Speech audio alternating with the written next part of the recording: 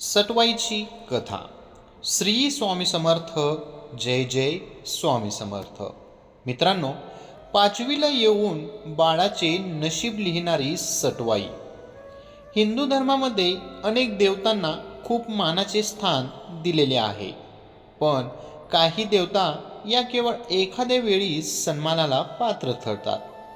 एरवी त्यांचा उल्लेखही कोठे होत नाही.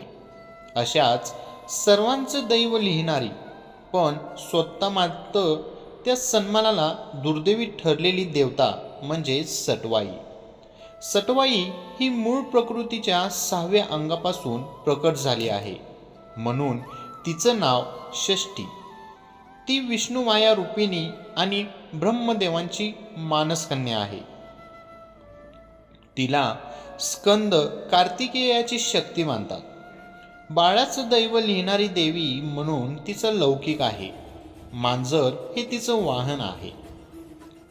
जन्मानंतर 5व्या रात्री बाळाचं नशीब लिहायला येते ती. महाराष्ट्रात 5व्या दिवशी संध्याकाळी तर गुजरातमध्ये 6व्या दिवशी षष्ठीपूजन करतात. जननी सर्वभूतानम बालानामच विशेषता नारायणी स्वरूपेन बालरक्ष मे सर्वदा. अर्थात सर्व जीवांना, विशेषतः लहान बाळांना आईसारखे सांभाळणारी नारायण स्वरूप अशी ती सटवाई. माझ्या बाळाचे रक्षण करो असं मागणं मागितलं जातं.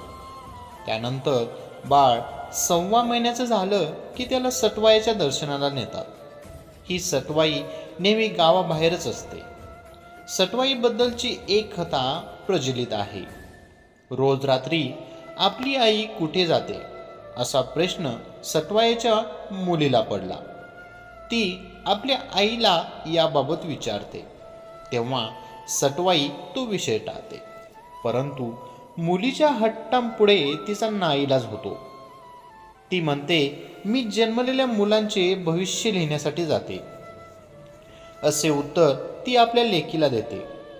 तू दुसऱ्याचे भविष्य लिहितेस, मग माझे भविष्य काय आहे? तिची लेक तिला विचारते. तेव्हा सटवाई ते पुन्हा टाळण्याचा प्रयत्न करूनही मुलगी मात्र ऐकत नाही.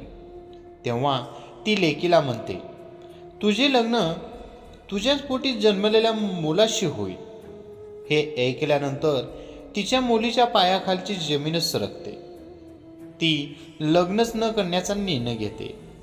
काही दिवसांनी एक राजपुत्र तिच्या झोपडीजवळ नदी किनारी पाणी पिण्यासाठी येतो. योगायोगाने राजपुत्राने चूळ भरून थुंकलेलं पाणी तिच्या पाण्यात येतं. त्यामुळे ती गर्भवती होते. कालांतराने तिला मूल झाल्यानंतर ती जंगलात टाकून देते. ते मूल एका राजाच्या हाती लागते. तो त्या मुलांचे संगोपन व पालनपोषण करतो. तो मुलगा मोठे झाल्यानंतर शिकारीसाठी एके दिवशी जंगलात जातो. तिथे त्याला माहीत नसलेली त्याची आई भेटते. तो तिच्या प्रेमात पडतो. आपणास झालेला मुलगा आपण टाकून दिल्यामुळे आपल्या आईचे म्हणजेच सटवाईचे भविष्य खोटे ठरेल असे समजून ती त्या युवकाच्या प्रेमाला प्रतिसाद देते. दोघांचे लग्न ठरते. परंतु मूल टाकताना त्यांच्या भोवती गुंडाळलेले कपडे युवकाने जपून ठेवलेले असते. ते कापड पाहिल्यावर ती समजते आपल्याच मुलाशी लग्न ठरले. तेव्हा तिच्या लक्षात येते, सटवाई सांगत असलेले भविष्य कधीही खोटं ठरत नाही. असा या कथेचा आशय आहे. श्री स्वामी समर्थ. जय जय स्वामी समर्थ.